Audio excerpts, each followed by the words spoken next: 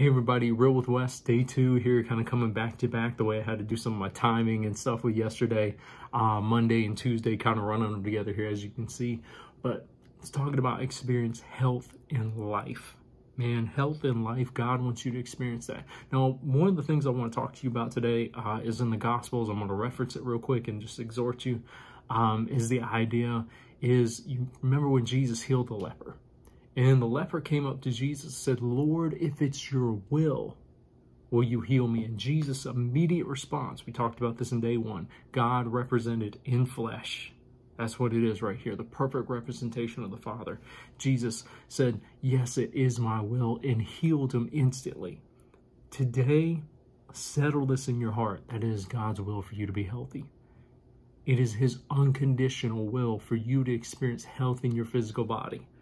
No matter if, let's say you did something foolish to maybe what quote unquote humans fallen perspective thinks you deserve that. No, God says, in my grace, unconditionally, I do not withhold my life. I do not withhold my healing. I do not withhold my blessings in anything. If you are questioning the will of God, if he wants you to be healthy for your physical body, for your mental health, and for you to be healthy and enjoy and experience life, settle it when you see this moment with Jesus.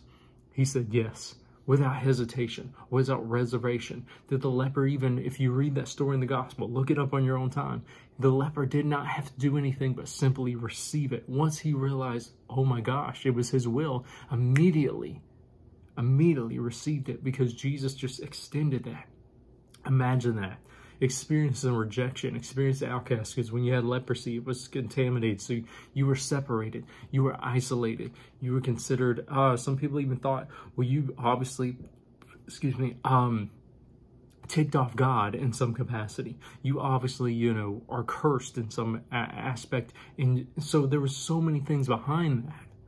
Where there were so many superstitions that thought, well, you got this leprosy because something evil and wicked you did and you deserved it. And Jesus, which also touched the leprosy, which that's how leprosy was spread and stuff like that. And you didn't come in contact with it. So there was this whole thing of hesitation to even approach Jesus was such an act of faith, by the way, and such an act of defying fear and trembling, coming before God. And Jesus said, I'll heal you anyways, because this is my will for you, unconditionally, unreservedly, no matter what you did, no matter what it's not about any of that. In his compassion, love, and empathy, you know what God saw? Suffering. In that moment, God saw this person, this man suffering, and said, let me relieve that suffering. Settle that.